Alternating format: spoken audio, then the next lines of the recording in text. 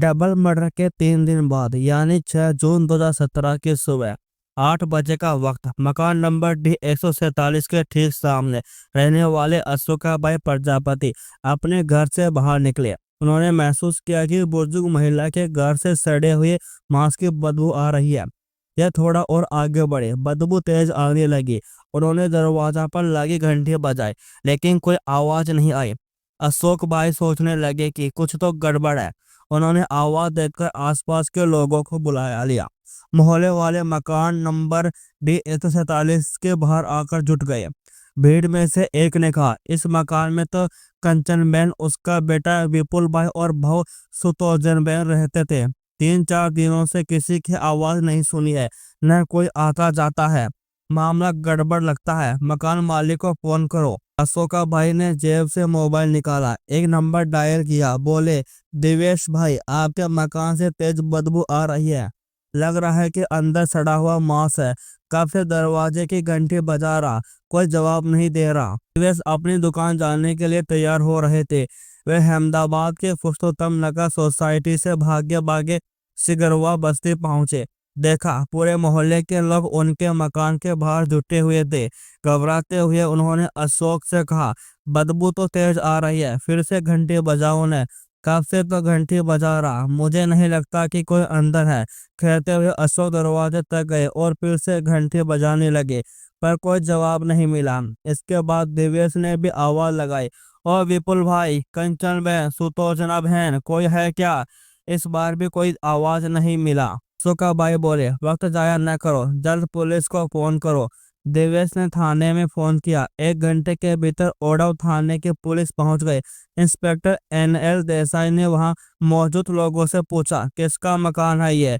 साहब, मेरा है, मेन रेट पर दूर के चाचा के बेटे विपुल भाई को दिया था, 2500 रुपये महीने के किराए पर। घबराए हुए देवेश ने कहा। इंस्पेक्टर NL देसाई ने अपनी टीम से कहा, दरवाजा तोड़ दो।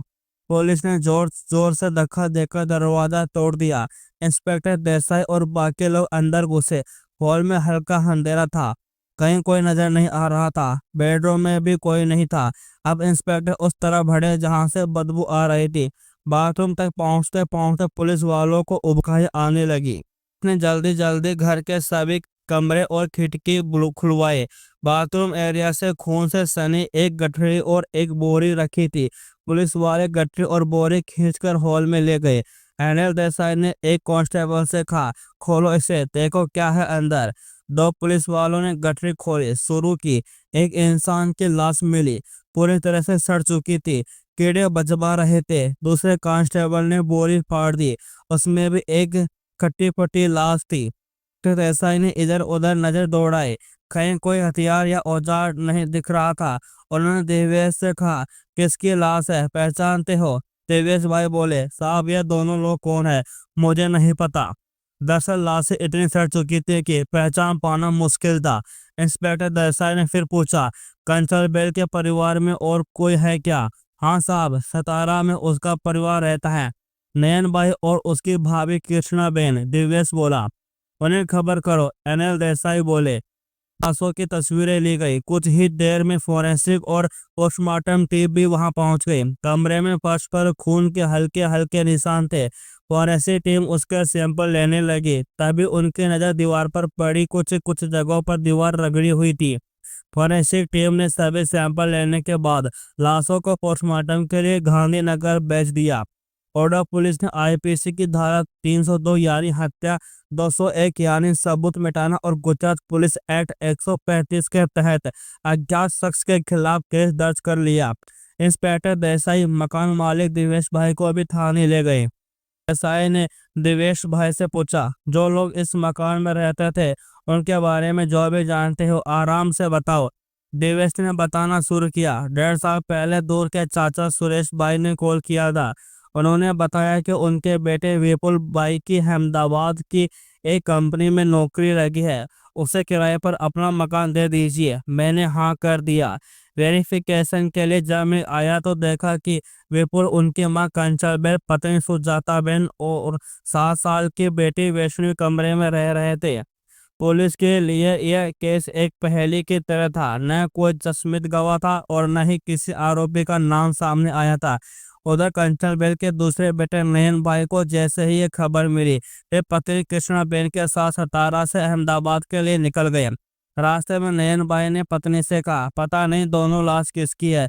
देवेश भाई भी नहीं पहचान पाए, माँ भाई भी नहीं मिल रहे हैं। मुझे तो बड़ी चिंता हो रही है। अहमदाबाद पहुंचते ही दोनों ओढ़व पुलिस स्टेशन पहुंचे। इंस्पेक्टर देसाई उनका इंतजार कर रहे थे। देसाई ने उन्हें लाश की फोटो दिखाई। फोटो देखते ही नयन भाई के चेहरे पर पसीने आ गए। लगभग चीखते हुए बोले, यह तो माँ कंचनबेल और भाई विपुल है। किसने मारा? हमारी तो किसी से कोई दुश्मनी भी नहीं थी। अपनी सुजाता और बेटी वैष्णवी कहाँ है? इंस्पेक्टर देसाई ने पूछा। कृष्णाबेल बोले, सुजाता बेटी के साथ मायके में है। मायके क्यों, कब गई? कृष्णाबेन बोली, साहब माँ से कुछ दिन पहले बात हुई थी। वो बता रहे थे कि सुजाता का किसी के साथ चक्कर है। वो आदमी बार बार घर पर आता जाता है। विपुल भाई घर पर नहीं होते हैं तो वह सुजाता के साथ गलत काम करता है। माँ ने दोनों को कई बार पकड़ भी लिया था। यह बात जब विपुल को पता चली तो उसने सुजाता की पिटाई कर दी। उसे सतारा के शिवनगर में पिता के घर भेज दिया। वह वैष्णवी को भी लेकर चली गई। चक्का था। अब किसके साथ चक्कर था मुझे यह नहीं पता।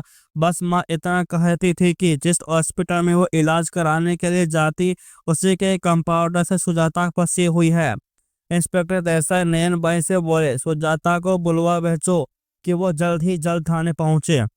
साहब हमसे बातचीत नहीं होती। जब माँ ने अवैध संबंध के बारे में बताया था तो मैंने उसे समझाया, लेकिन वह मुझसे ही लड़ने लगी। उसके बाद से कभी हमारी बात नहीं हुई है। कुछ पता है? नयन भाई ने इंस्पेक्टर देसाई को उसका पता लिखवा दिया। देसाई ने फौरन एक टीम सतारा के शिवनगर के लिए भेज दी। इधर इंस्पेक्टर देसाई फिर से उस मकान में गए जहां दो सड़ी हुई लाशें मिली थी। पूरे कमरे को छान मारने के बाद एक पर्ची मिली। इसमें पता था doctor Yogesh, Shri Ram hospital, ओढ़व।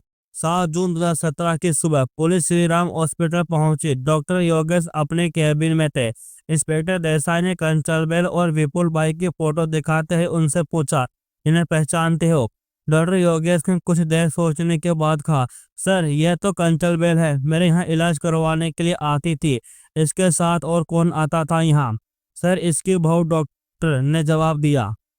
Doctor के कैबिन के बगल में बने काउंटर पर 34 से 35 साल का एक शख्स दवा पे कर रहा था। पुलिस को देखते ही वह सकपा गया। इंस्पेक्टर देसाई ने कंपाउंडर को कंचनबेल और विपुल भाई की फोटो दिखाते हुए पूछा, इसे पहचानते हो? हाँ साहब, यह तो कंचनबेल है। कुछ ही दिन पहले इलाज करवाने के लिए आई थी। बाकी मुझे कुछ नहीं पता। कंपाउंडर का चेहरा उतरा हुआ था। इसके बाद इंस्पेक्टर देसाई थाने पहुंचे। उन्हें बताया गया कि पोस्टमार्टम रिपोर्ट आ गई है, जिसमें बताया गया है कि लाश मिलने के 72 घंटे पहले दोनों का मर्डर किया गया था। इंस्पेक्टर देसाई अपनी टीम के साथ एक बार फिर से मकान नंबर डी 147 के पास पहुंचे। आसपास के लोगों से पूछताछ करनी शुरू की। पूछते पूछते वे पड़ोस के अंतिम राणा के घर पहुंचे। इंस्पेक्टर देसाई ने अमित से पूछा, 3-4 दिन पहले इस घर में किसी को आते हुए देखा है क्या? अमित राणा कुछ याद करते हुए बोले, साहब 3 जून की रात करीब 3 से 4 बजे मैं पेशाब करने के लिए घर से बाहर निकला तो एक दुबला पतला आदमी जल्दी जल्दी उस मकान से बाहर निकल रहा था। उसके हाथ में झोला भी था। अंधेरा था, मैं चेहरा तो नहीं पहचान पाया। इंस्पेक्टर ने आसपास के इलाकों के सीसीटीवी फुटेज निकलवाए। बस्ती के एंट्री गेट पर 3 जून की रात करीब 8:30 बजे एक आदमी पैदल चलते हुए दिखा। उसके हाथ में झोला था। उसी कमरे में सुबह 4 बजे उसी आदमी का चेहरा दिखा। हाथ में अभी भी एक झोला था। सीसीटीवी फुटेज देखने के बाद इंस्पेक्टर देसाई को ध्यान आया कि इसका हुलिया तो श्री राम हॉस्पिटल के कंपाउंडर जैसा मिल रहा है। कंचनबेल की बहू कृष्णाबेल भी बोल रही थी कि सुजाता का कंपाउंडर के साथ चक्कर था, उसे पकड़ना पड़ेगा। अगले दिन इंस्पेक्टर देसाई सुबह सुबह हॉस्पिटल पहुंच गए, लेकिन काउंटर पर कंपाउंडर नहीं था। इंस्पेक्टर देसाई ने डॉक्टर योगेश से पूछा, कहाँ है कंपाउंडर? सर आज तो उसने छुट्टी ली। कहाँ रहता है कि महाराष्ट्र जाना है? तभी इंस्पेक्टर देसाई का फोन बजा। उधर से आवाज आई, सर इस हुलिया का आदमी कालूपुर रेलवे स्टेशन पर दिखा है। इंस्पेक्टर जीप में बैठे और कानपुर रेलवे स्टेशन के लिए निकल गए। श्री राम हॉस्पिटल का कंपाउंडर कौन था? अगले दिन वह गायब क्यों हो गया? पुलिस कातिल तक कैसे पहुंची?